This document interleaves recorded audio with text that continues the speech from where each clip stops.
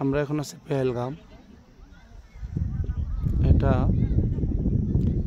প্রায় ৭,৫০০ ফিট উচ্চতায় একটি সমতল ভূমি, খুবই চমৎকার। এখানে কেবল কারের মাধ্যমে প্যারাসাইক্লিং করার একটা ব্যবস্থা আছে এবং এটাকে এখানকার নাম অনুযায়ী বাইসারাং বলা হয়। এখানে আসলে ঠান্ডার একটা অনুভূতি পাওয়া যায়। এই যে খুব কাছেই উপরে কিছু কিছু জায়গায় বরফ জমা দেখা যাচ্ছে এবং সবচেয়ে মজার বিষয়টা হলো এখানে এক একটা পাহাড়ের প্রকৃতি এক এক রকম, এক একটা পাহাড়ের প্রকৃতি এক এক রকম, একটার সাথে আরেকটার অনেকটা পার্থক্য আপনারা দেখতে পাচ্ছেন।